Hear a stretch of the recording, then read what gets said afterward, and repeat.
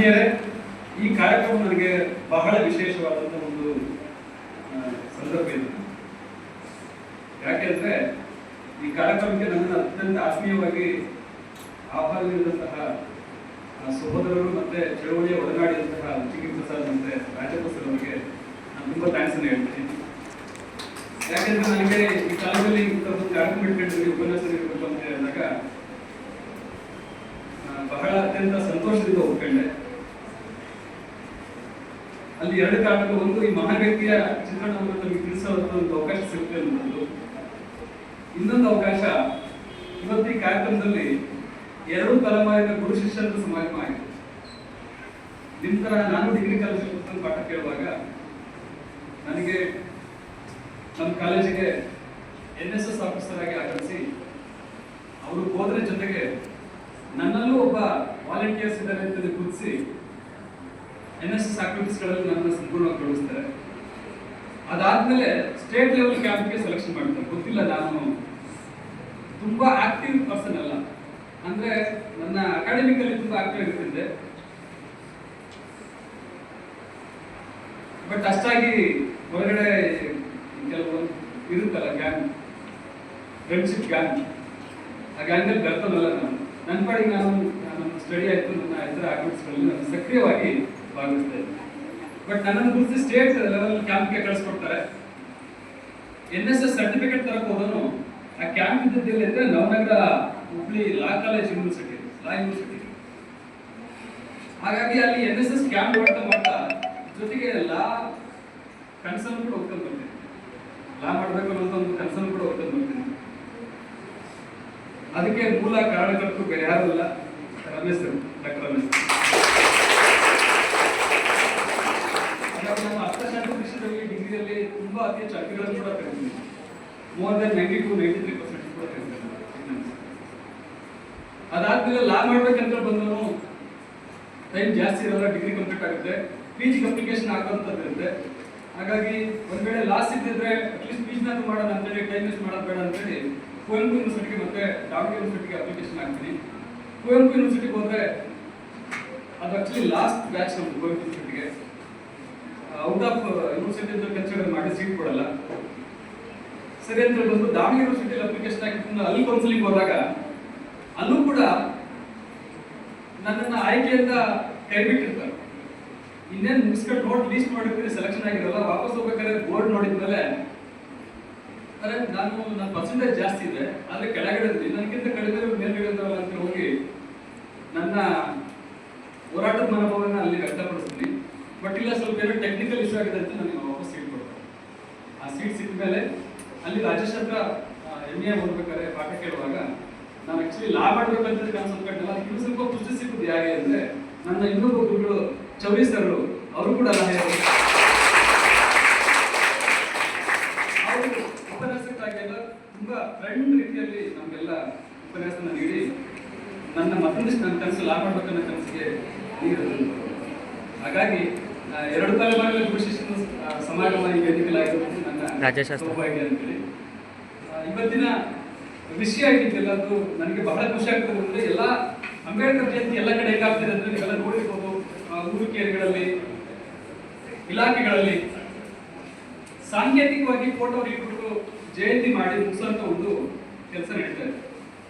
ಆದ್ರೆ ಇವತ್ತು ಆ ಜಯಂತಿ ಅಂಗವಾಗಿ ವಿಶೇಷ ಉಪನ್ಯಾಸವನ್ನ ಏರ್ಪಡಿಸುವಂಥದ್ದು ನನಗೆ ಬಹಳ ಅತ್ಯಂತ ಖುಷಿ ಕೊಡುವಂತ ವಿಷಯ. ಯಾಕಂದ್ರೆ ಡಾಕ್ಟರ್ ಬಾಬಾ ಸಾಹೇಬ್ ಅಂಬೇಡ್ಕರ್ ಅವರ ವ್ಯಕ್ತಿತ್ವ ಚಿತ್ರಣವನ್ನ ಕಟ್ಕೊಡೋದು ಅದು ಸುಲಭದ ಮಾತು ಕೊಡಲ್ಲ. ಯಾಕಂದ್ರೆ ಒಬ್ಬ ವ್ಯಕ್ತಿಯ ವ್ಯಕ್ತಿತ್ವ ಅರ್ಥ ಆಗ್ಬೇಕು ಅಂದ್ರೆ ಆ ವ್ಯಕ್ತಿಯ ಜೊತೆಗೆ ಅತಿ ಹೆಚ್ಚು ಒಡನಾಟವನ್ನು ಹೊಂದಿರಬೇಕಾಗುತ್ತೆ. ಆ ವ್ಯಕ್ತಿ ಜೊತೆ ಅತಿ ಹೆಚ್ಚು ಒಡನಾಟ ಹೊಂದಿದ್ರೆ ಮಾತ್ರ ಆ ವ್ಯಕ್ತಿಯ ವ್ಯಕ್ತಿತ್ವ ಏನು ಅಂತೇಳಿ ಗೊತ್ತಾಗುತ್ತೆ. ಆದ್ರೆ ಅದು ನಮ್ಮ ಯಾರಿಗೂ ಕೂಡ ಸಾಧ್ಯವಾಗ್ತಿರಲ್ಲ. ಆದರೆ ಆ ವ್ಯಕ್ತಿಯ ವಿಚಾರಗಳೇನಿತ್ತು, ಆಲೋಚನೆಗಳೇನಿತ್ತು, ಅಭಿಪ್ರಾಯಗಳೇನಿತ್ತು, ಅವರ ಕೊಡುಗೆಗಳೇನಿದ್ದಾವೆ, ಅವರ ಆಶಯಗಳೇನಿತ್ತು ಅನ್ನುವಂಥದ್ದನ್ನ ಅವರ ಬರಹ ಮತ್ತು ಭಾಷಣಗಳ ಮೂಲಕ ನಾವು ಅವರ ವ್ಯಕ್ತಿತ್ವವನ್ನು ಅರ್ಥ ಮಾಡ್ಕೊಳ್ಳಿಕ್ಕೆ ಸಾಧ್ಯತೆ ಇದೆ. ಹಾಗಾಗಿ ಆ ನಿಟ್ಟಿನಲ್ಲಿ ಡಾಕ್ಟರ್ ಬಾಬಾ ಸಾಹೇಬ್ ಅಂಬೇಡ್ಕರ್ ಅವರ ವ್ಯಕ್ತಿತ್ವವನ್ನ ನಾವು ನನ್ನ ಜ್ಞಾನದ ಮಟ್ಟಕ್ಕೆ ತಿಳಿಸ್ಕೊಡುವಂತ ಒಂದು ಪ್ರಯತ್ನವನ್ನು ನಾನು ಮಾಡ್ತೀನಿ. ಸೊ ನೀವೆಲ್ಲರೂ ಕೂಡ ಬಾಬಾ ಸಾಹೇಬ್ ಅಂಬೇಡ್ಕರ್ ಅವ್ರನ್ನ ಕೇಳಿರ್ತೀರಿ, ವಿವಿಧ ಹೆಸರುಗಳಿಂದ ಕರೀತಾರೆ. ಈಗ ತಾನೇ ನಮ್ಮ ಯೋಗೇಶ್ ಸರ್ ಕೂಡ ಪ್ರಾಸ್ತಾವಿಕ ನುಡಿಗಳಲ್ಲಿ ಅನೇಕ ಹೆಸರುಗಳನ್ನ ಮೆನ್ಷನ್ ಮಾಡಿದ್ರು. ನಮ್ಮ ತೇಜಸ್ವಿನಿ ಮೇಡಮ್ ಕೂಡ ಅವ್ರ ಬಗ್ಗೆ ಹೇಳ್ಬಿಟ್ಟು, ಆಕ್ಚುಲಿ ತೇಜಸ್ವಿನಿ ಮೇಡಮ್ ಕೂಡ ನನಗೆ, ನಾನು 10 ವರ್ಷ ಡಿಗ್ರಿ ಕಾಲೇಜಲ್ಲಿ ಲೆಕ್ಚರ್ ಆಗಿ ಕೆಲಸ ಮಾಡಿದ್ದೀನಿ. ಅವರು ಕೂಡ ನನಗೆ ಬಲ್ಗಿಯಾಗಿ ಒಡನಾಟ ಇರೋಂಥವ್ರು. ಮತ್ತೆ ನಮ್ಮ ತಿಪ್ಪೇಸ್ವಾಮಿ ಸರ್ ಕೂಡ ನಾನು ಪಿ ಜಿ ಮಾಡುವಾಗಲೇ ನನಗೆ ಒಡನಾಟದಲ್ಲಿರ್ತಕ್ಕಂಥದ್ದು. ಸೊ ಅವರು ಅನೇಕ ವಿಷಯಗಳನ್ನ ಪ್ರಸ್ತಾಪ ಮಾಡಿದ್ರು. ಬಾಬಾ ಸಾಹೇಬ್ ಅಂಬೇಡ್ಕರ್ ಅವ್ರನ್ನ ವಿಶ್ವಜ್ಞಾನಿ ಅಂತ ಹೇಳಿ ಕರೀತಾರೆ, ಮಹಾನ್ ಮಾನವತಾವಾದಿ ಅಂತ ಹೇಳಿ ಕರೀತಾರೆ, ಮಾನವ ಹಕ್ಕುಗಳ ಮಹಾನ್ ಪ್ರತಿಪಾದಕ ಅಂತ ಹೇಳಿ ಕರೀತಾರೆ, ಸಮಾಜದ ನಿರ್ಮಾತೃ ಅಂತ ಕರೀತಾರೆ, ಆಧುನಿಕ ಭಾರತದ ನಿರ್ಮಾತೃ ಅಂತ ಕರೀತಾರೆ, ಮಹಿಳಾವಾದಿ ಅಂತ ಹೇಳಿ ಕರೀತಾರೆ, ಸಂವಿಧಾನ ಶಿಲ್ಪಿ, ಜ್ಞಾನ ಸೂರ್ಯ, ಹೀಗೆ ವಿವಿಧ ಹೆಸರುಗಳಿಂದ ಅವ್ರಿಗೆ ಗುರುತಿಸ್ತಾರೆ. ನೋಡಿ, ಡಾಕ್ಟರ್ ಬಾಬಾ ಸಾಹೇಬ್ ಅಂಬೇಡ್ಕರ್ ಅವರನ್ನ, ಬಾಬಾ ಸಾಹೇಬ್ ಅಂಬೇಡ್ಕರ್ ಅವರ ವ್ಯಕ್ತಿತ್ವವನ್ನು ಅರ್ಥ ಮಾಡ್ಕೊಳ್ಳಕ್ಕೆ ಅವರಿಗಿದ್ದಂತಹ ಬಿರುದುಗಳನ್ನ ಬೆನ್ನತ್ತಿದ್ರೆ ಸಾಕು, ಅವ್ರ ವ್ಯಕ್ತಿತ್ವ ಏನು ಅಂತ ಅರ್ಥ. ಸೊ ಆಗ ನೋಡೋದಾದ್ರೆ ಕಳೆದ 2016-17ರಲ್ಲಿ 198 ದೇಶಗಳನ್ನು ಒಳಗೊಂಡಂತಹ ಒಂದು ಒಕ್ಕೂಟ ವ್ಯವಸ್ಥೆ ಅರ್ಥಾತ್ ವಿಶ್ವಸಂಸ್ಥೆ ಡಾಕ್ಟರ್ ಬಿ ಆರ್ ಅಂಬೇಡ್ಕರ್ ಅವರನ್ನ ವಿಶ್ವಜ್ಞಾನಿ ಅಂತ ಹೇಳಿ ಘೋಷಣೆ ಮಾಡಿದ್ರು. ಮತ್ತೆ ಅವರು ಹುಟ್ಟಿದ ದಿನವನ್ನ ವಿಶ್ವ ಜ್ಞಾನದ ದಿನ ಅಂತ ಹೇಳಿ ಕರೀತಾರೆ. ವರ್ಲ್ಡ್ ಜೀನಿಯಸ್ ಅಂತ ಕೂಡ ಅವ್ರನ್ನ ಕರೆದಿದ್ದಾರೆ. ಯಾಕೆ ಅಂದ್ರೆ ತುಂಬಾ ಸುಪ್ರಸಿದ್ಧ ಕೊಲಂಬಿಯಾ ಯೂನಿವರ್ಸಿಟಿಯ 300 ವರ್ಷಗಳ ಇತಿಹಾಸದಲ್ಲಿ ಆ 300ನೇ ವರ್ಷದ ವರ್ಷಾಚರಣೆಯನ್ನು ಸೆಲೆಬ್ರೇಟ್ ಮಾಡುವ ಸಂದರ್ಭದಲ್ಲಿ ಒಂದು ಸಮೀಕ್ಷೆಯನ್ನು ಮಾಡ್ತಾರೆ. ಸಮೀಕ್ಷೆಯನ್ನು ಮಾಡಿದಾಗ ತನ್ನ ಯೂನಿವರ್ಸಿಟಿಯಲ್ಲಿ ವಿದ್ಯಾಭ್ಯಾಸವನ್ನು ಮಾಡಿ ಜ್ಞಾನಾರ್ಜನೆಯನ್ನು ಪಡೆದುಕೊಂಡು ಜಗತ್ ಪ್ರಸಿದ್ಧ ಆದಂತಹ ವ್ಯಕ್ತಿಗಳನ್ನ ಅವರು ಪಟ್ಟಿ ಮಾಡ್ತಾರೆ. ಆ ಜಗತ್ ಪ್ರಸಿದ್ಧಿ ಜೊತೆಗೆ ಇಲ್ಲಿ ಜ್ಞಾನಾರ್ಜನೆ ಪಡ್ಕೊಂಡು ತನ್ನ ರಾಷ್ಟ್ರಕ್ಕೆ ಹೋಗಿ ಪಡೆದುಕೊಂಡಂತಹ ಜ್ಞಾನವನ್ನ ಆ ರಾಷ್ಟ್ರದ ಅಭಿವೃದ್ಧಿಗೆ ಬಳಸಿಕೊಂಡಂತಹ ವ್ಯಕ್ತಿಗಳನ್ನ ಈ ಹಿನ್ನೆಲೆ ಇಟ್ಕೊಂಡು ಸರ್ವೆ ಮಾಡಿದಾಗ ಕೊಲಂಬಿಯಾ ಯೂನಿವರ್ಸಿಟಿಗೆ 100 ಜನ ವಿದ್ಯಾರ್ಥಿಗಳ ಪಟ್ಟಿ ಸಿಗುತ್ತೆ. ಇಡೀ 300 ವರ್ಷದ ಇತಿಹಾಸ. ಆ 100 ಜನ ವಿದ್ಯಾರ್ಥಿಗಳ ಪಟ್ಟಿಯಲ್ಲಿ ಮೊದಲ ಹೆಸರು ಯಾರು ಅಂದ್ರೆ ಡಾಕ್ಟರ್ ಬಾಬಾ ಸಾಹೇಬ್ ಅಂಬೇಡ್ಕರ್. ಅದು ಅವರ ವ್ಯಕ್ತಿತ್ವ. ಇದು ಡಾಕ್ಟರ್ ಬಾಬಾ ಸಾಹೇಬ್ ಅಂಬೇಡ್ಕರ್. ಹೇಗೆ ಸಾಧ್ಯ ಆಯ್ತು ಇದು? ಹೇಗೆ ಸಾಧ್ಯ ಆಯ್ತು ಅಂದ್ರೆ, ನಾವು ಆಕ್ಚುಲಿ ಡಿಗ್ರಿ ಮಾಡ್ತಿದ್ವಲ್ವಾ, 3 ವರ್ಷ ಡಿಗ್ರಿ, 6 ಸೆಮಿಸ್ಟರ್ ಇರ್ತವೆ. ಒಂದೊಂದು ಸೆಮಿಸ್ಟರ್ಗೆ 6 ಬುಕ್ಸ್ ಇರ್ತವೆ, 6 ಸಬ್ಜೆಕ್ಟ್ ಇರ್ತವೆ. ಒಂದೊಂದು ಸಬ್ಜೆಕ್ಟ್ಗೆ ಕನಿಷ್ಠ 3 ಬುಕ್ಸ್ ಓದಬೇಕಲ್ವಾ? ಓದ್ತಾ ಇದೀವಾ? ಕಷ್ಟ. ಅದ್ರಲ್ಲಿ ಪಿಕ್ ಅಂಡ್ ಚೂಸ್ ಮಾಡ್ತೀವಿ. ಒಂದು 10 ಚಾಪ್ಟರ್ ಇದ್ರೆ ಅದರಲ್ಲಿ ತುಂಬಾ ಇಂಪಾರ್ಟೆಂಟ್ ಒಂದು 6 ಚಾಪ್ಟರ್. 6 ಚಾಪ್ಟರ್ ಮತ್ತೆ ಚೂಸ್ ಮಾಡ್ತೀವಿ ಇಂಪಾರ್ಟೆಂಟ್ ಕ್ವಶನ್ಸ್ ಗಳನ್ನು. ಡಿಗ್ರಿ ಮುಗಿಸೋದಕ್ಕೆ ಸಾಕಾಗಿ ಹೋಗಿದ್ರು, ಒಂದು ಡಿಗ್ರಿ ಮುಗಿಸೋದು. ಅಂದ್ರೆ ಡಾಕ್ಟರ್ ಬಾಬಾ ಸಾಹೇಬ್ ಅಂಬೇಡ್ಕರ್ ಅವರು USA ಅಲ್ಲಿ MA ಪದವಿಯನ್ನ, PhD ಪದವಿಯನ್ನ, DSc ಪದವಿಯನ್ನ ಓದ್ತಾರೆ. ಲಂಡನ್ ನಲ್ಲಿ MSc ಪದವಿಯನ್ನ, ಭಾರತ ಪದವಿಯನ್ನ ಅಭ್ಯಾಸ ಮಾಡ್ತಾರೆ. ಕೊಲಂಬಿಯಾದಲ್ಲಿ ಡಿಲಿಟ್ ಪದವಿಯನ್ನ ಅಭ್ಯಾಸ ಮಾಡ್ತಾರೆ. ಒಸ್ಮಾನಿಯಾದಲ್ಲಿ LLD ಪದವಿಯನ್ನ ಅಭ್ಯಾಸ ಮಾಡ್ತಾರೆ. ಜರ್ಮನಿಯಲ್ಲಿ ಪೊಲಿಟಿಕಲ್ ಎಕಾನಮಿಕ್ಸ್ ಅನ್ನ ಅಭ್ಯಾಸ ಮಾಡ್ತಾರೆ. ನೋಡಿ, ಭಾರತದಲ್ಲಿ ಒಂದು ಪುಸ್ತಕವನ್ನ ಮುಟ್ಲಿಕ್ಕೆ ಅವಕಾಶ ಮಾಡಿಕೊಟ್ಟಿರುವಂತ ವ್ಯಕ್ತಿ ಪ್ರಪಂಚದಾದ್ಯಂತ ಸುತ್ತಿ ಅಷ್ಟೊಂದು ಜ್ಞಾನವನ್ನು ಪಡೆದುಕೊಂಡು 33 ಸಂಶೋಧನಾ ಗ್ರಂಥಗಳನ್ನು ಬರೀತಾರೆ. ಅದ್ರ ಜೊತೆಗೆ ಪ್ರಪಂಚದ ಅತ್ಯಂತ ಬೃಹತ್ ಸಂವಿಧಾನವಂತಹ ಭಾರತ ಸಂವಿಧಾನವನ್ನು ಕೊಟ್ಟಂತಹ ಕೀರ್ತಿ ಶ್ರೇಯಸ್ಸು ಡಾಕ್ಟರ್ ಬಾಬಾ ಸಾಹೇಬ್ ಅಂಬೇಡ್ಕರ್. ಅದು ಅಂಬೇಡ್ಕರ್ ಅವರ ವ್ಯಕ್ತಿತ್ವ. ಅದು ಅಂಬೇಡ್ಕರ್. ನೋಡಿ, ಇವತ್ತು ಪ್ರಪಂಚದಾದ್ಯಂತ ಪ್ರಜಾಪ್ರಭುತ್ವ ಅಸ್ತಿತ್ವದಲ್ಲಿದೆ ಅಲ್ವಾ? ಡೆಮೋಕ್ರಸಿ ಕೇಳಿದ್ರಾ? Democracy. For the people, by the people, to the people. Who is the father of democracy? Who is the father of democracy? ಅಂದ್ರೆ ಯಾವ ರಾಷ್ಟ್ರ ಹೆಸರನ್ನು ಹೇಳ್ತೀವಿ ನಾವು? Father of democracy.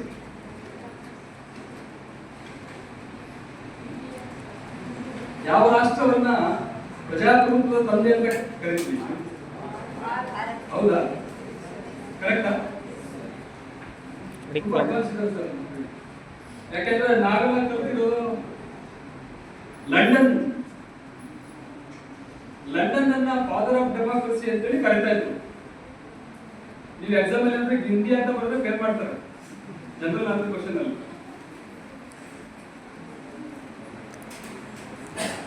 ಹಾಗಾಗಿ ಫಾದರ್ ಆಫ್ ದ ಡೆಮಾಕ್ರಸಿನ ಲಂಡನ್ ಅಂತ ಕರೀತಾರೆ.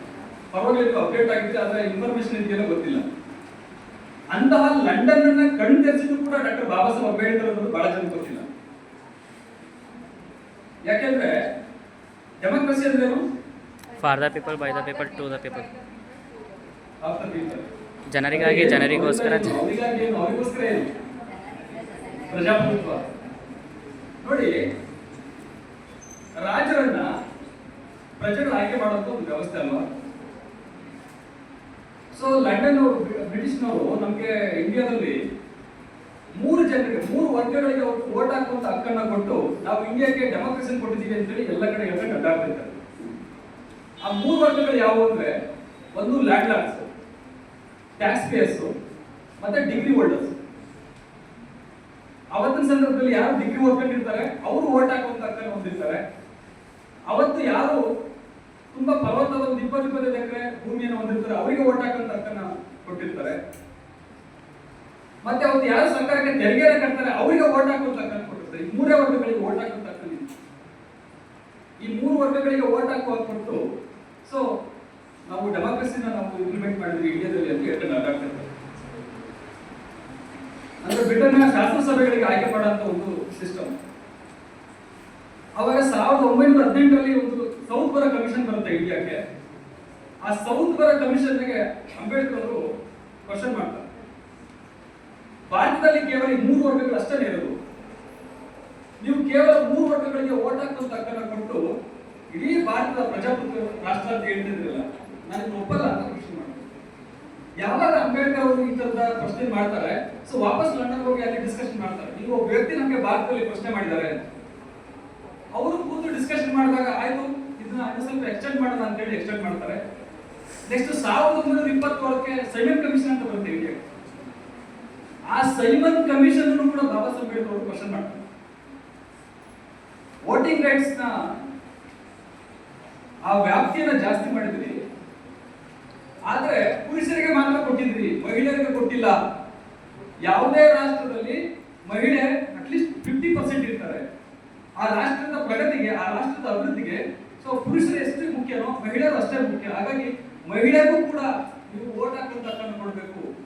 ಸೊ ಆಗ ಮಾತ್ರ ಅದು ಡೆಮಾಕ್ರಸಿ. ಇಲ್ಲವರೆ ನಾನು ಅದನ್ನ ಡೆಮಾಕ್ರಸಿ ಅಂತ ಕರೆಯಲ್ಲ. I never called it democracy, I call it limited democracy ಅಂತ ಹೇಳ್ತಾರೆ ಅಂಬೇಡ್ಕರ್. ಅವಾಗ ಅವರಿಗೆ ಕಣ್ತದಕ್ಕಾಗ್ತೌದಲ್ವಾ? ಯಾಕಂದ್ರೆ ಪ್ರಜಾ ಅಂತೇಳಿ ಹೆಸರನ್ನ ಎಲ್ಲಾ ಪ್ರಜೆಗಳ ಹೆಸರನ್ನು ಇಟ್ಕೊಂಡು ನೀವು ಕೆಲವರಿಗೆ ಮಾತ್ರ ವೋಟ್ ಹಾಕುವಂತ ಕೊಟ್ಟರೆ ಅದೇನು ಪ್ರಜಾಪ್ರಭುತ್ವ ಆಗುತ್ತೆ.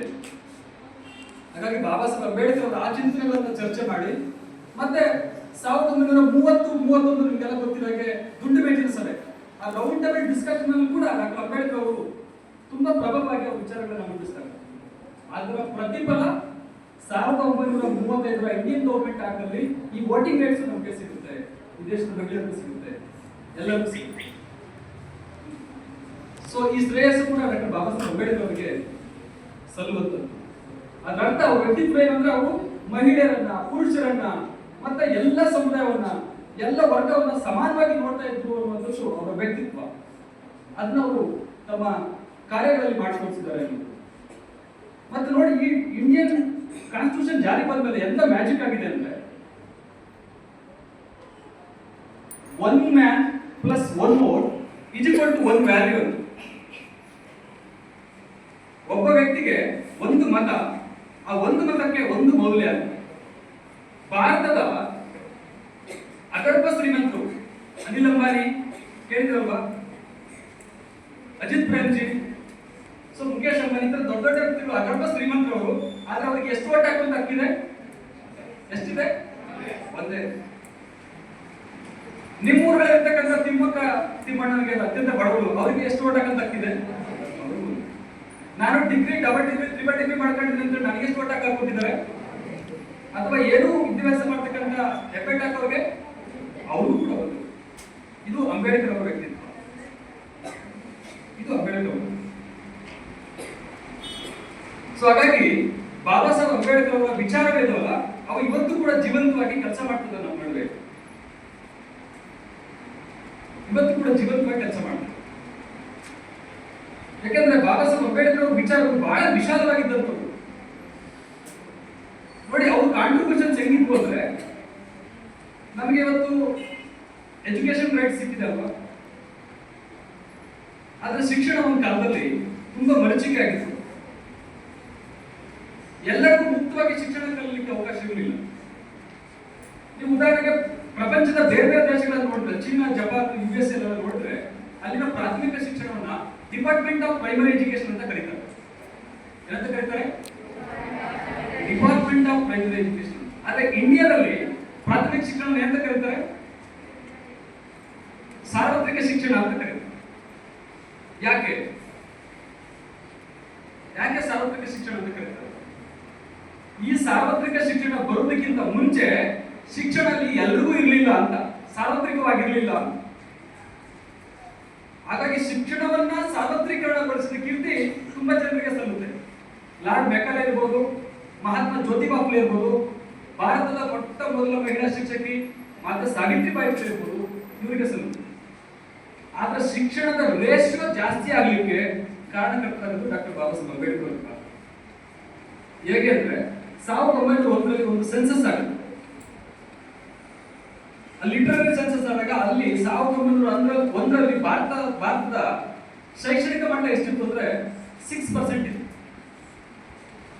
ಅದಾದ್ಮೇಲೆ 50 ವರ್ಷ 1951ರಲ್ಲಿ 50 ವರ್ಷದ ಸಮೀಕ್ಷೆಯಲ್ಲಿ ಎಜುಕೇಶನ್ ರೇಷಿಯೋ ಎಷ್ಟಾಯ್ತು ಅಂದ್ರೆ 16% ಆಯ್ತು. 50 ವರ್ಷದಲ್ಲಿ ಎಷ್ಟು ಪರ್ಸೆಂಟ್ ರೈಸ್ ಆಯ್ತು? ಜಸ್ಟ್ 10%. 1950 ಭಾರತಕ್ಕೆ ಸಂವಿಧಾನ ಬಂದ ಮೇಲೆ 2011 ಸೆನ್ಸಸ್ ಪ್ರಕಾರ ಇಂಡಿಯನ್ ಎಜುಕೇಶನ್ ರೇಷಿಯೋ ಎಷ್ಟು? More than 74%. ಅದು ಇವತ್ತಿಗೆ ನೋಡಿದ್ರೆ ಮೋರ್ ದನ್ 84% ಆಗಿದೆ. ಆ 50 ವರ್ಷಗಳಲ್ಲಿ ಸಾಕಷ್ಟು ಎಜುಕೇಶನ್ ರೇಷಿಯೋ ಜಾಸ್ತಿ ಆಗಿದೆ. ಇದಕ್ಕೆ ಕಾರಣ ಡಾಕ್ಟರ್ ಬಾಬಾ ಸಾಹೇಬ್ ಅಂಬೇಡ್ಕರ್ ಅವರು ಮತ್ತೆ ಅವರು ಸಂವಿಧಾನ. ಯಾಕಂದ್ರೆ education right is the fundamental rights of every child ಅಂತ ಹೇಳಿ ಅವರು ಮೆನ್ಷನ್ ಮಾಡಿದ್ರಿಂದ ಇವತ್ತು ಶಿಕ್ಷಣ ಎಲ್ಲರಿಗೂ ಸಿಗ್ತಾ ಇದೆ. ಹಾಗಾಗಿ ಅವರ ಈ ವಿಚಾರವಲ್ಲ, ಇದು ಅವರ ವ್ಯಕ್ತಿತ್ವಕ್ಕೆ ಹಿಡಿದಂತ ಒಂದು ಕೈಗನ್ನಡಿ. ಮತ್ತೆ ಡಾಕ್ಟರ್ ಬಾಬಾ ಸಾಹೇಬ್ ಅಂಬೇಡ್ಕರ್ ಅವರು ಅವ್ರನ್ನ ಮಹಿಳಾ ವಿಮೋಚಕ ಅಂತ ಕರೀತಾರೆ, ಕಾರ್ಮಿಕ ಹೋರಾಟಗಾರ ಅಂತ ಕರೀತಾರೆ. ಅದಕ್ಕೆ ಒಂದು ಸಾಕಷ್ಟು ಕಾಂಟ್ರಿಬ್ಯೂಷನ್ ಅಂತ ಕರೀತಾರೆ. ಅವರು ಲಾ ಮಿನಿಸ್ಟರ್ ಆಗಿದ್ದಂತಹ ಸಂದರ್ಭದಲ್ಲಿ ಒಂದು ಹಿಂದೂ ಕೋಡ್ ಬಿಲ್ ಅಂತ ಹೇಳಿ ಘೋಷಣೆ ಮಾಡ್ತಾರೆ. ಹಿಂದೂ ಕೋಡ್ ಬಿಲ್ ಅನ್ನ ಎಲ್ಲ ಮಹಿಳೆಯರು ಕಡ್ಡಾಯವಾಗಿ ಓದಬೇಕು. ಯಾಕೆಂದ್ರೆ ಮಹಿಳೆಯರ ಸರ್ವತೋಮುಖ ಅಭಿವೃದ್ಧಿಗೋಸ್ಕರ ಮಂಡನೆ ಮಾಡಿದಂತ ಬಿಲ್ ಅದು. ಆದ್ರೆ ಅವತ್ತು ಆ ಬಿಲ್ ಅನ್ನ ಅಕ್ಸೆಪ್ಟ್ ಮಾಡಲ್ಲ. ಮಹಿಳೆಯರ ಸರ್ವತೋಮುಖ ಅಭಿವೃದ್ಧಿಗೋಸ್ಕರ ಮಂಡಿಸಿದಂತಹ ಬಿಲ್ ಅನ್ನ ಅಕ್ಸೆಪ್ಟ್ ಮಾಡಲ್ಲ. ಆ ಕಾರಣಕ್ಕೆ ಅಂಬೇಡ್ಕರ್ ಅವರು ರಿಸೈನ್ ಮಾಡ್ತಾರೆ. ನೋಡಿ, at the same time Ambedkar ಅವರು ಆ ಹಿಂದೂ ಕೋಡ್ ಬಿಲ್ ಅನ್ನು ಪ್ರೆಸೆಂಟ್ ಮಾಡಿದಾಗ ಅವತ್ತಿನ ದೊಡ್ಡ ದೊಡ್ಡ ಸ್ವತಂತ್ರ ಹೋರಾಟಗಾರರನ್ನು ವಿರೋಧಿಸಿದರು. ಬ್ರಿಟಿಷರು ಎದುರು ನಿಂತ್ಕೊಂಡು ನಮಗೆ ಸ್ವತಂತ್ರ ಕೊಡಿ ಅಂತ ಕೇಳೋದು ಧೈರ್ಯ ಬರುತ್ತೆ, ಆದ್ರೆ ಮಹಿಳೆಯರಿಗೆ ಸ್ವತಂತ್ರ ಕೊಡೋಕ್ಕೆ ಧೈರ್ಯ ಬರುತ್ತೆ. ಯಾಕಿರ್ಬೋದು? ಆದ್ರೆ ಇವತ್ತು ಎಲ್ಲ ಮಹಿಳೆಯರು ಬಾಬಾ ಸಾಹೇಬ್ ಅಂಬೇಡ್ಕರ್ ಕೊಟ್ಟಂತಹ ಮಹಿಳಾ ಹಕ್ಕುಗಳನ್ನು ಎಂಜಾಯ್ ಮಾಡ್ತಾ ಇದ್ದಾರೆ. ತನ್ನ ತಂದೆ ಮತ್ತು ಗಂಡನ ಆಸ್ತಿಯಲ್ಲಿ ಸಮಾನ ಹಕ್ಕುದಾರರು, ಸಮಾನ ಹಕ್ಕಿದೆ. ವಿವಾಹದ ಮತ್ತು ವಿಚ್ಛೇದನ ಸ್ವಾತಂತ್ರ್ಯ ಮತ್ತು ಹಕ್ಕಿದೆ ಮಹಿಳೆಗೆ. ಮತ್ತೆ ಪುರುಷನಷ್ಟೇ ಸಮಾನ ಮಹಿಳೆ. ಎಲ್ಲಾ ವಲಯಗಳಲ್ಲೂ ಕೂಡ ಸ್ಪರ್ಧೆ ಮಾಡಬಹುದು ಮಹಿಳೆ. ಸರ್ವ ರೀತಿಯ ಸ್ವತಂತ್ರವನ್ನ ಹಿಂದೂ ಕೋಡ್ ಹೊಂದಿತ್ತು. ಇವತ್ತು ಇಂಪ್ಲಿಮೆಂಟ್ ಆಗಿದೆ. ಹಾಗಾಗಿ ಮಹಿಳಾ ವಿಮೋಚಕ ಇವತ್ತು ಯಾವತ್ತು ಮಹಿಳೆಯರ ಅವ್ರ ಎಂಪ್ಲಾಯ್ ಆದ್ರೆ ಅವರ ನೌಕರಿ ಮಾಡುವ ಸಂದರ್ಭದಲ್ಲಿ ಗರ್ಭಿಣಿ ಆದ್ರೆ ಹೆರಿಗೆ ಬಂದ ಜೊತೆಗೆ ಹೆರಿಗೆ ರಜೆಯನ್ನು ಕೂಡ ಕೊಡಲಾಗುತ್ತೆ. ಹಾಗಾಗಿ ಮಹಿಳೆಯರಿಗೆ ಸರ್ವ ರೀತಿಯ ಸ್ವತಂತ್ರವನ್ನು ಕೊಟ್ಟು ಬಾಬಾ ಸಾಹೇಬ್ ಅಂಬೇಡ್ಕರ್. ಮತ್ತೆ ಕಾರ್ಮಿಕರ ಕಲ್ಯಾಣ ವಿಚಾರಕ್ಕೆ ಬಂದ್ರೆ ಅವರು ಕಾರ್ಮಿಕರಿಗೋಸ್ಕರ ಸಾಕಷ್ಟು ಕೆಲಸವನ್ನು ಮಾಡಿದ್ರು ಬಾಬಾ ಸಾಹೇಬ್ ಅಂಬೇಡ್ಕರ್. ಯಾಕಂದ್ರೆ ಅವತ್ತು ಕಾರ್ಮಿಕರು 24x7 ಕೆಲಸ ಮಾಡಬೇಕಿತ್ತು. 24 ಗಂಟೆನೂ ಕೆಲಸ ಮಾಡಬೇಕು. ಅದು ಬಾಬಾ ಸಾಹೇಬ್ ಅಂಬೇಡ್ಕರ್ ಅವರನ್ನ ಅಂತಾರಾಷ್ಟ್ರೀಯ ಕಾರ್ಮಿಕರ ಕಾನೂನುಗಳನ್ನು ಅಧ್ಯಯನ ಮಾಡಿ, ದೇಶ ವಿದೇಶಗಳಲ್ಲಿ ಇರ್ತಕ್ಕಂಥ ಕಾನೂನುಗಳನ್ನು ಅಧ್ಯಯನ ಮಾಡಿ, ಒಬ್ಬ ವ್ಯಕ್ತಿಗೆ ಆರೋಗ್ಯವಾಗಿ ಜೀವನವನ್ನು ಸಾಗಿಸಲಿಕ್ಕೆ, ಒಬ್ಬ ವ್ಯಕ್ತಿಗೆ ತನ್ನ ಕುಟುಂಬ ಮಕ್ಕಳ ಜೊತೆಗೆ ಸಂತೋಷವಾಗಿ ಜೀವನ ಸಾಗಿಸಲಿಕ್ಕೆ ಅವನಿಗೆ ವಿಶ್ರಾಂತಿ ಬೇಕು ಅನ್ನೋದನ್ನು ಪರಿಗಣಿಸಿ ಕಾರ್ಮಿಕ ಕಲ್ಯಾಣ ಸ್ಥಾಪನೆ ಮಾಡಲಿಕ್ಕೆ ಅವಕಾಶ ಕೊಡ್ತಾರೆ. ಆ 24 ಗಂಟೆ ದುಡಿಬೇಕಾಗಿರ್ತಕ್ಕಂಥ ಸಮಯವನ್ನು 8 ಗಂಟೆಗೆ ಇಳಿಸ್ತಾರೆ. ಸೊ ಆ ಕಾನೂನು ಇವತ್ತು ಕೂಡ ಇಂಪ್ಲಿಮೆಂಟ್ ಇದೆ. ಕಾರ್ಮಿಕರ ಮಕ್ಕಳಿಗೆ ಶಿಕ್ಷಣವನ್ನ, ಕಾರ್ಮಿಕರ ಮಕ್ಕಳಿಗೆ ಆರೋಗ್ಯವನ್ನ, ಕಾರ್ಮಿಕರ ಸರ್ವತೋಮುಖ ಕಲ್ಯಾಣಕ್ಕೋಸ್ಕರ ದುಡಿದಂತವರು ಡಾಕ್ಟರ್ ಬಾಬಾ ಸಾಹೇಬ್ ಅಂಬೇಡ್ಕರ್. ಹಾಗಾಗಿ ಅವ್ರನ್ನ ಕಾರ್ಮಿಕ ಹಕ್ಕುಗಳ ಹೋರಾಟಗಾರ ಅಂತ ಕರೀತಾರೆ. ಇದು ಬಾಬಾ ಸಾಹೇಬ್ ಅಂಬೇಡ್ಕರ್ ಅವರ ವ್ಯಕ್ತಿತ್ವ. ಮತ್ತೆ ಇದ್ರ ಜೊತೆಗೆ ಬಹಳ ಮುಖ್ಯವಾಗಿ ಅರ್ಥಶಾಸ್ತ್ರದ ಪಂಡಿತ ಬಾಬಾ ಸಾಹೇಬ್ ಅಂಬೇಡ್ಕರ್.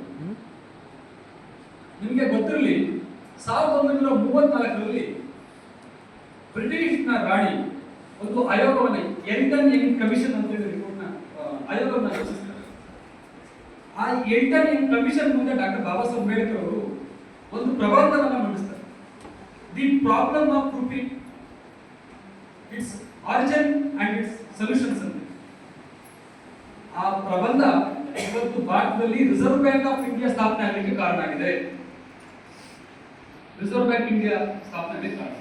ಆ ರಿಸರ್ವ್ ಬ್ಯಾಂಕ್ ಇಂಡಿಯಾ ಇನಾಗ್ರೇಷನ್ ಮಾಡುವಾಗ ಆ ಎಲ್ಟನ್ ಯಂಗ್ ಕಮಿಷನ್ ಎಲ್ಲ ಪದಾಧಿಕಾರಿಗಳು ಬಾಬಾ ಸಾಹೇಬ್ ಅಂಬೇಡ್ಕರ್ ಅವರ ಒಂದು ಬಲ್ಲದ ಪ್ರಬಂಧವನ್ನ ಇಟ್ಕೊಂಡು ಇನಾಗ್ರೇಷನ್ ಮಾಡಿ.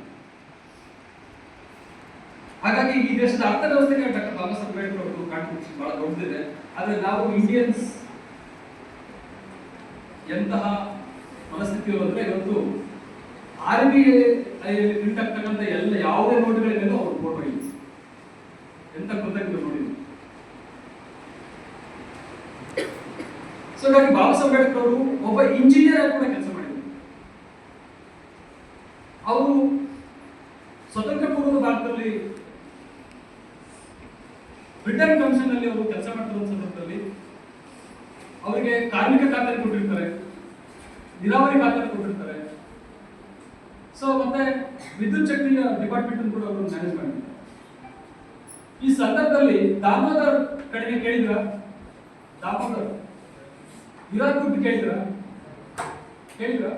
ಈ ದಾಮೋದರ್, ಹೀರಾಕುಡ್ ಮತ್ತೆ ಇನ್ನೊಂದು ಸೂನ್ ಅನ್ನುವಂತ ಈ 3 ಯೋಜನೆಗಳಿಗೆ ಅವರು ಅಡಿಪಾಯ ಹಾಕಿದ್ರು ಬಾಬಾ ಸಾಹೇಬ್ ಅಂಬೇಡ್ಕರ್. ಹಾಗಾಗಿ ಅವರೊಬ್ಬ ಇಂಜಿನಿಯರ್ ಆಗಿ ಈ ದೇಶಕ್ಕೆ ಕೊಟ್ಟಂತ ಕೊಡುಗೆ ಕೂಡ ಸಾಕಷ್ಟು ಇದೆ. ಸೊ ನೋಡಿ, ಇಷ್ಟೆಲ್ಲ ಕೊಡುಗೆಯನ್ನು ಕೊಟ್ಟಂತ ಬಾಬಾ ಸಾಹೇಬ್ ಅಂಬೇಡ್ಕರ್ ಅವರು ಅಷ್ಟೆಲ್ಲವನ್ನೂ ಮಾಡಿದ್ದು ಈ ದೇಶಕ್ಕೋಸ್ಕರ, ಈ ದೇಶದಲ್ಲಿ ಇರ್ತಕ್ಕಂಥ ಜನರಿಗೋಸ್ಕರ. ಆದ್ರೆ ನಾವು ಅವರನ್ನ ಕೇವಲ ಒಂದೇ ಜಾತಿಯಲ್ಲಿ ಕೂಡಾಕ್ತಿದ್ದೀವಿ, ಜಾತಿಯ ಕನ್ನಡಕದಲ್ಲಿ ಅವರನ್ನು ನೋಡ್ತಾ ಇದ್ದೀವಿ. ಇದು ದುರಂತ, ಇದು ದುರಂತ. ಅಂಬೇಡ್ಕರ್ ಅಂದ ತಕ್ಷಣ SC/STಗಳು. ಇವತ್ತು ಪೇಪರ್, ಪ್ರಜಾವಾಣಿ ಪೇಪರ್ ಅಲ್ಲಿ ಹಿಂದುಳಿದ ವರ್ಗದವರಿಗೆ 32% ಇಂದ 51% ವರೆಗೂ ಮೀಸಲಾತಿಯನ್ನು ಹೆಚ್ಚಳ ಮಾಡಲಾಗುವುದು ಅಂತ ಹೇಳಿದ್ದಾರೆ.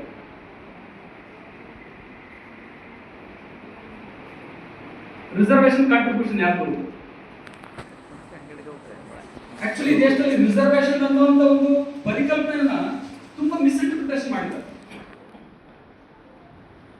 Because it is not A reservation, it is A representation.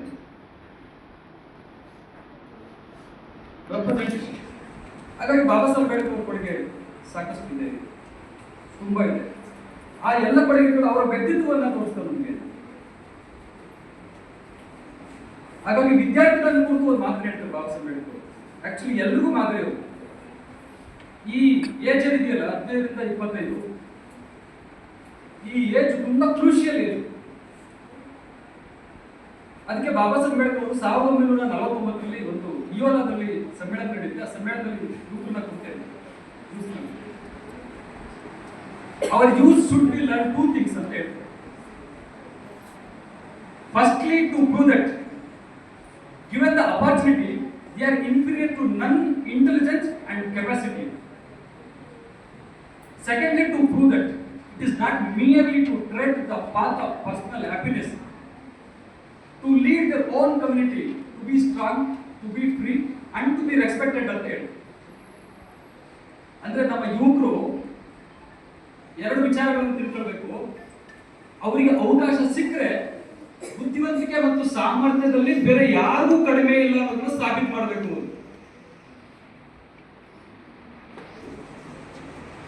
ಎರಡನೇದು, ಆ ಸಾಬೀತುಪಡಿಸೋಕಿದೆಯಲ್ಲ ಅದು ಕೇವಲ ಸ್ವಾರ್ಥಕ್ಕೆ ಇರಬಾರ್ದು, ಸ್ವಂತ ಖುಷಿಗೋಸ್ಕರ ಇರಬಾರ್ದು. ತಾನು ಹುಟ್ಟಿ ಬೆಳೆದಿರ್ತಕ್ಕಂಥ ಈ ಸಮಾಜದ ವಿಮೋಚನೆ ಮಾಡಲಿಕ್ಕೋಸ್ಕರ, ಸದೃಢವಾಗಿ ಮುನ್ನಡೆಸೋಕ್ಕೋಸ್ಕರ ಆ ಒಂದು ಜ್ಞಾನವನ್ನು ಬಳಸ್ಕೋಬೇಕು ಅಂತ ಬಾಬಾ ಸಾಹೇಬ್ ನೋಡಿ. ಇವತ್ತು ಡಿಗ್ರಿ ಕಾಲೇಜಿಗೆ ಬರ್ತಾ ಇದ್ವಿ, ಕನಿಷ್ಠ ಎಷ್ಟು ಗಂಟೆ ಓದ್ಬೇಕಿತ್ತು, ಎಷ್ಟು ಗಂಟೆ ಓದ್ತಾ ಇದ್ವಿ? ದಿನದಲ್ಲಿ 24 ಗಂಟೆ. ಈ ದೇಶದ ಪ್ರಧಾನಮಂತ್ರಿ ಹಿಡಿದು ಸಾಮಾನ್ಯ ಪ್ರಜೆಗೂ 24 ಗಂಟೆ ಟೈಮ್ ಇರೋದು. ಜಾಸ್ತಿ ಇದೆಯಾ ಯಾರಿಗಾದ್ರು? ಇಲ್ಲ. ಆದ್ರೆ ನೀವು ಕಾಲೇಜಿಗೆ ಬಂದು ಹೋಗ್ಲಿಕ್ಕೆ ಒಂದು 6 ರಿಂದ 8 ಗಂಟೆ ತೆಗೆದು ಸಾಕಾಗುತ್ತಾ? 6 ರಿಂದ 8 ಗಂಟೆ. ಓಕೆ, ಅದು ಬಿಟ್ರೆ ಈ ಜಾಸ್ತಿ ಸಮಯ ಖರ್ಚಾಗೋದು ನಿದ್ದೆಗೆ ಒಂದು 8 ಗಂಟೆ ಇರ್ತೀವಿ. ಎಷ್ಟಾಯ್ತು ಅಲ್ಲಿಗೆ? 16 ಗಂಟೆ. ಇನ್ನ ಊಟ, ತಿಂಡಿ, ಶೌಚ, ಸ್ನಾನ ಅಂತೇಳಿ ಒಂದು 2 ಅವರ್ ತೆಗ್ತೀವಿ. ಇನ್ನೆಷ್ಟು ಉಳಿತು? ಇನ್ನು 6 ಗಂಟೆ ಉಳಿತಲ್ವ? ಕರೆಕ್ಟಾಗಿ ಪ್ರಾಮಾಣಿಕವಾಗಿ 6 ಗಂಟೆಲಿ ಎಷ್ಟು ಗಂಟೆ ಓದ್ತಾ ಇದ್ವಿ? 1 ನಿಮಿಷನೂ ಓದಲ್ಲ ನೋಡಿ. ಡಾಕ್ಟರ್ ಬಿ ಆರ್ ಅಂಬೇಡ್ಕರ್ ಅವರು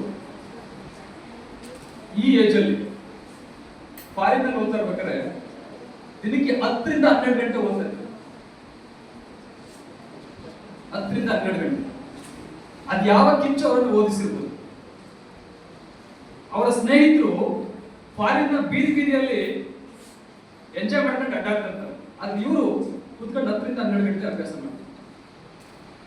ಅದು ಯಾವ ಕಿಚ್ಚು ಅವರನ್ನು ಓದಿಸಿರ್ಬೋದು. ನನಗನ್ಸುತ್ತೆ ಗೌರ್ಮೆಂಟ್ ಡಿಗ್ರಿ ಕಾಲೇಜಿಗೆ ಬರೋದು ತುಂಬಾ ಶ್ರೀಮಂತರ ಮಕ್ಕಳಂತೂ ಆಗಿರಲ್ಲ. ನಿಮಗೆ ನಿಮ್ಮ ಮನೆಯ ಪರಿಸ್ಥಿತಿಯನ್ನು ನೆನೆಸ್ಕೊಂಡು ಸಾಕು ಕಿಚ್ಚುತ್ತೆ.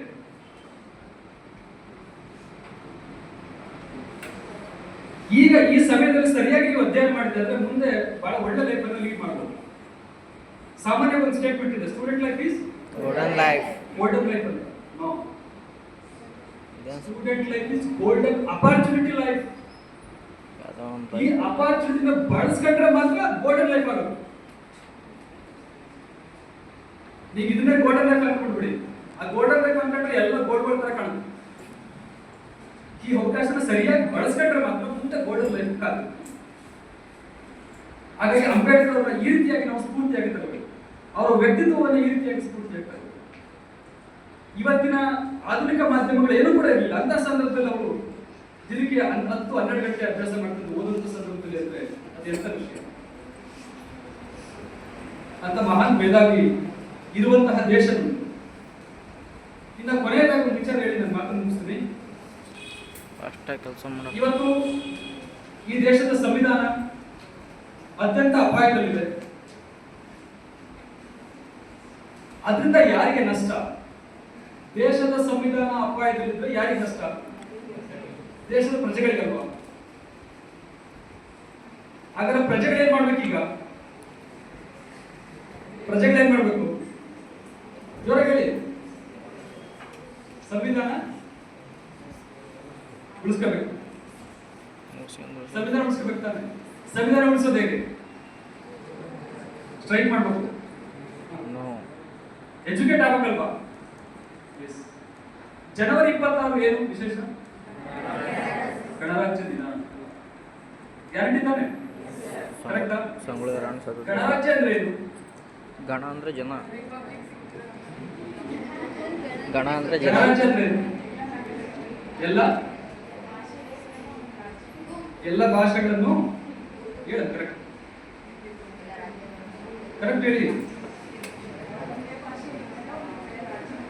ಅಂದ್ರೆ ಭಾಷಾವಾರು ಪ್ರಾಂತ್ಯಗಳನ್ನಾಗಿ ಮಾಡಿಸಿದ್ರು. ಕರೆಕ್ಟಾ? ಅಥವಾ ಮತ್ತೆ ಬೇರೆ ಉತ್ತರ ಇದೆಯಾ? ಕರೆಕ್ಟಾ ಅಥವಾ ಬೇರೆ ಉತ್ತರ ಇದೆಯಾ? ಕರೆಕ್ಟ್. ಬೇರೆ ಉತ್ತರ ಇದೆಯಾ? ಭಾಷಾವಾರು ಪ್ರಾಂತ್ಯಗಳನ್ನ ವಿಂಗಡಣೆ ಮಾಡಿದ ದಿನ ಗಣರಾಜ್ಯ ದಿನ ಅಂತ ಹೇಳ್ತಾ ಇದ್ದಾರೆ. ಅದು ಕರೆಕ್ಟಾ? ಸಮ್ಮತ ಇದೆಯಾ? ಸಮ್ಮತ ಇದೆಯಾ? ಸೂಕ್ಷ್ಮ ಯೋಚನೆ ಮಾಡಿ. ಭಾಷಾವಾರು ಪ್ರಾಂತ್ಯಗಳನ್ನ ವಿಂಗಡಣೆ ಮಾಡಿದ್ದು ಜನವರಿ 26, 1950 ಅಥವಾ ಬೇರೆ ದಿನ?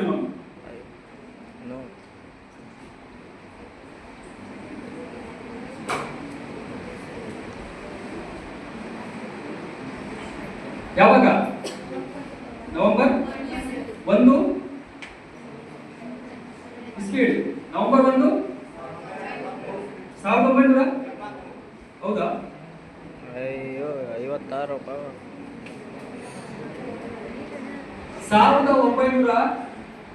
1956 ನವೆಂಬರ್ 1 ಅಲ್ವಾ?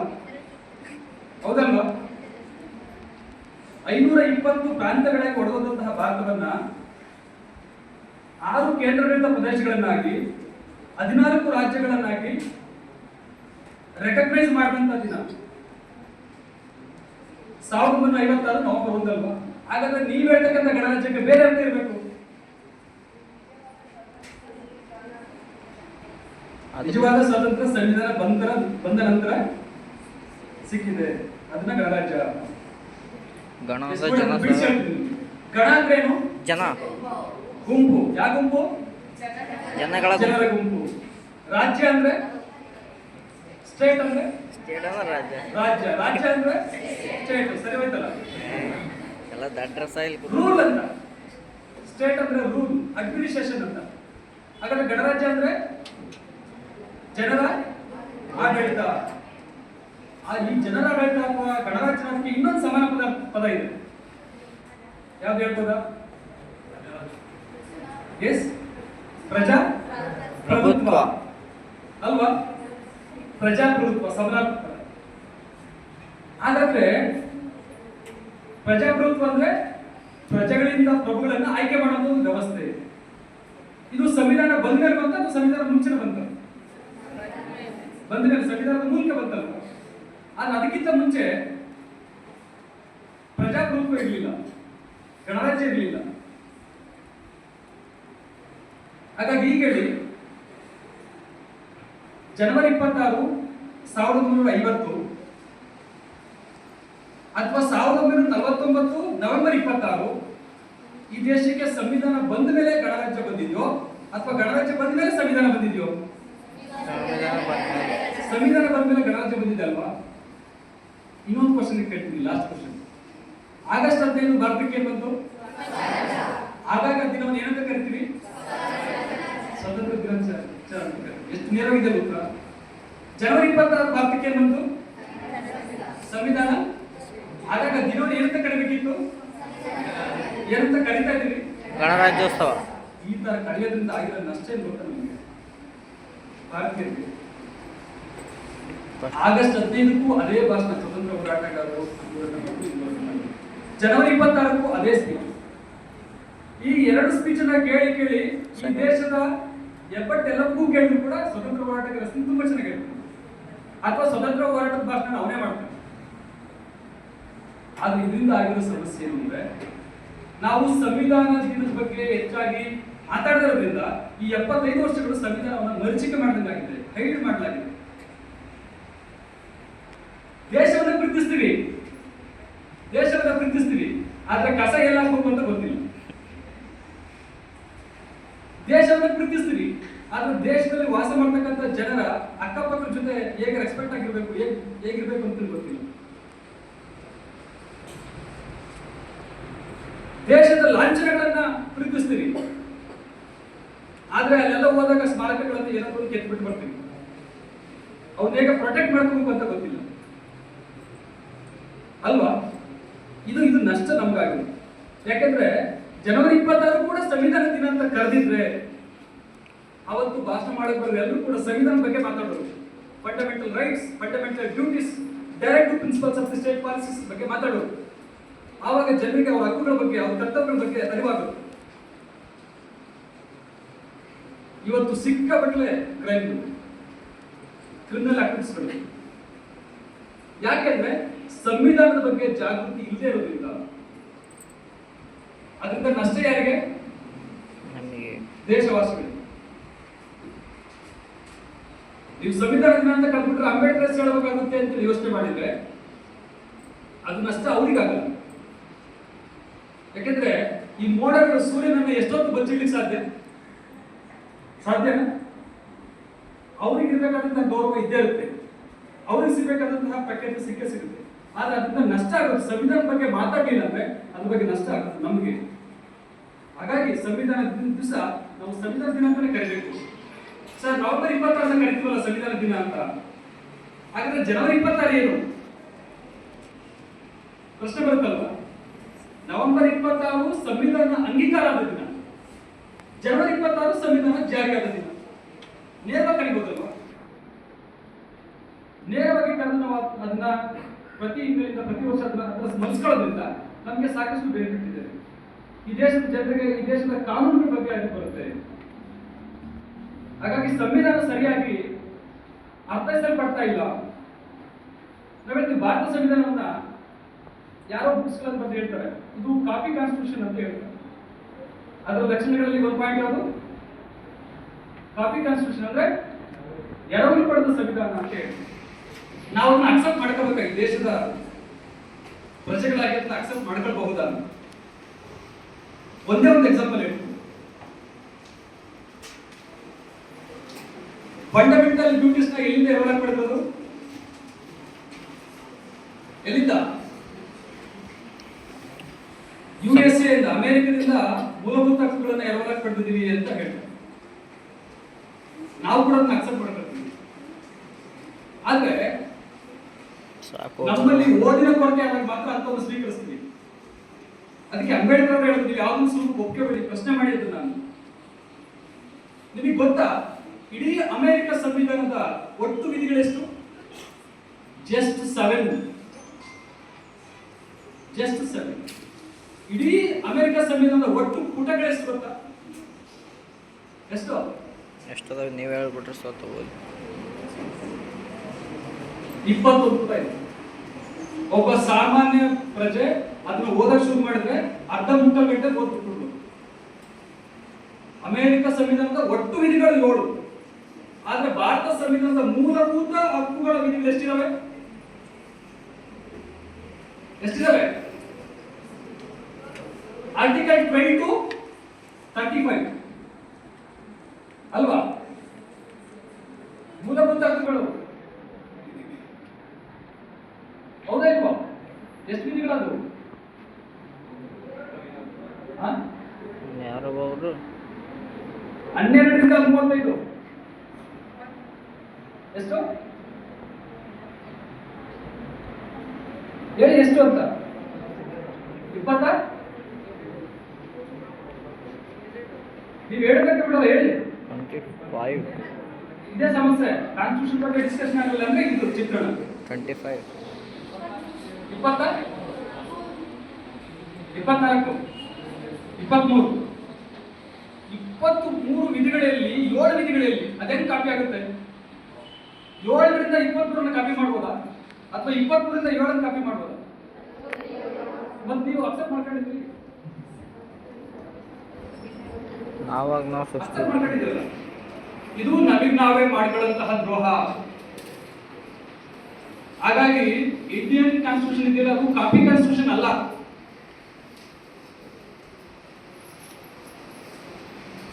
ಹಾಗಾಗಿ ಇದರಲ್ಲಿ ಸಾಕಷ್ಟು ವಿಚಾರಗಳಿವೆ. ಈ ಸಾಕಷ್ಟು ವಿಚಾರಗಳನ್ನ ನಾವು ಬಾಬಾ ಸಾಹೇಬ್ ಅಂಬೇಡ್ಕರ್ ಅವರ ಕೊಡುಗೆಗಳಿಂದಲೇ ತಿಳ್ಕೊಳ್ಳಿಕ್ಕೆ ಸಾಧ್ಯ. ಹಾಗಾಗಿ ಅವರ ವ್ಯಕ್ತಿತ್ವನ, ಅವರ ಕೊಡುಗೆಗಳನ್ನ ನಾವು ಅರ್ಥೈಸ್ಕೊಂಡ್ರೆ ಮಾತ್ರ ಅವರ ವ್ಯಕ್ತಿತ್ವ ಏನು ಅಂತೇಳಿ ಗೊತ್ತಾಗುತ್ತೆ. ಆ ವ್ಯಕ್ತಿತ್ವವನ್ನ ನಮ್ಮ ಬದುಕಿನಲ್ಲಿ, ದಿನನಿತ್ಯ ಬದುಕಿನಲ್ಲಿ ಅಳವಡಿಸಿಕೊಳ್ಳೋದ್ರ ಮೂಲಕ ನಮ್ಮ ಜೀವನ ಕೂಡ ಒಂದಷ್ಟು ಸಾರ್ಥಕ ಜೀವನವಾಗಿ ರೂಪಿಸ್ಕೊಳ್ಳೋಕೆ ಸಹಕಾರಿ ಆಗುತ್ತೆ ಅಂತೇಳಿ ಹೇಳ್ತಾ, ಅಂಬೇಡ್ಕರ್ ವಿಚಾರಗಳನ್ನ ಇನ್ನೂ ಸಾಕಷ್ಟು ಮಾತಾಡಿದ್ದೇನೆ. ಬಟ್ ನನಗೆ ಇನ್ನೊಂದ್ ಕಡೆ ಮೀಟಿಂಗ್ ಹೋಗ್ಲಿಕ್ಕೆ ಇದೆ. ಆ ಕಾರಣಕ್ಕೆ ನನಗೆ ಕೊಟ್ಟಿರ್ತಕ್ಕಂಥ ಅವಕಾಶದಲ್ಲಿ ಅಟ್ಲೀಸ್ಟ್ ಒಂದಷ್ಟು ವಿಚಾರಗಳನ್ನ ನಿಮ್ಮ ಗಮನಕ್ಕೆ ತಂದು ನನ್ನ ಮಾತುಗಳನ್ನ ಇಲ್ಲಿಗೆ ನಿಲ್ಲಿಸ್ತಾ ಇದ್ದೀನಿ. ಅವಕಾಶ ಮಾಡಿಕೊಟ್ಟಂತಹ ಈ ವೇದಿಕೆಗಳಿರ್ತಕ್ಕಂಥ ಎಲ್ಲ ಗಣ್ಯಾತಿಗಳಿಗೆ ಸಾರ್ವಜನಿಕ ನಾನು ಮಾತು ಮುಗಿಸ್ತಾ ಇದ್ದೀನಿ. ನಮಸ್ಕಾರ, ಜೈ ಹಿಂದ್.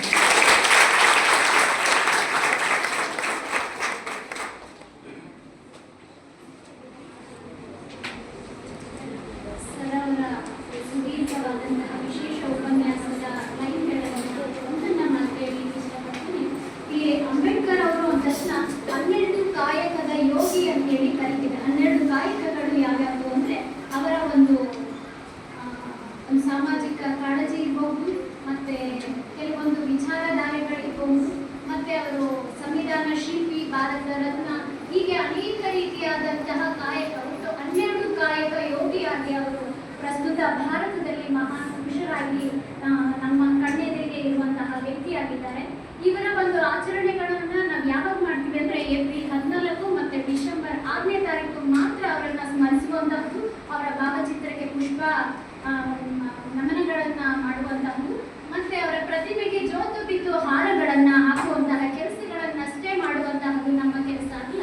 ನಾವು ಪ್ರತಿಯೊಬ್ಬ ವ್ಯಕ್ತಿಗಳು ಸಹ ಅವರ ವ್ಯಕ್ತಿತ್ವ, ಶ್ರಮ ಮತ್ತೆ ಹೋರಾಟದಲ್ಲಿ ಯಾವುದಾದ್ರೂ ಒಂದು ಅಂಶವನ್ನ ನಾವು ನಮ್ಮ ಜೀವನದಲ್ಲಿ ಅಳವಡಿಸಿಕೊಂಡ್ರೆ ಆ ಅಂಬೇಡ್ಕರ್ ಅವರ ಒಂದು ಮನಸ್ಸಿಗೆ ಶಾಂತಿ ಅನ್ನುವಂತಹದ್ದು ಸಿಗುತ್ತೆ ಅನ್ನುವಂತಹದ್ದು ನನ್ನ ನಂಬಿಕೆ. ಈ ರೀತಿ ಅಂಬೇಡ್ಕರ್ ಅವರ ವ್ಯಕ್ತಿತ್ವ ಚಿತ್ರಣವನ್ನ ಬಹಳ ಸೂಕ್ಷ್ಮವಾಗಿ ನಮಗೆ ಅರ್ಥೈಸಿದಂತಹ ಸಂಪನ್ಮೂಲ ವ್ಯಕ್ತಿಯಾಗಿ ಬಂದಂತಹ ಶ್ರೀ ಮೋಹನ್ ಕುಮಾರ್ ಸರ್ MC ಇವರಿಗೆ ತುಂಬು ಹೃದಯದ ಧನ್ಯವಾದಗಳು. ಈಗ ಮುಂದಿನ ಕಾರ್ಯಕ್ರಮ ವಿಶೇಷ ಉಪನ್ಯಾಸಕ್ಕೆ ಬಂದಿದ್ದಂತಹ ಮೋಹನ್ ಸರ್ ಅವರಿಗೆ ಒಂದು ಚಿಕ್ಕ ಸನ್ಮಾನ ಕಾರ್ಯಕ್ರಮ ಎಲ್ಲರೂ ನಡೆಸಿಕೊಳ್ಳಬೇಕಾಗಿ ಕೇಳಿಕೊಳ್ತೇವೆ.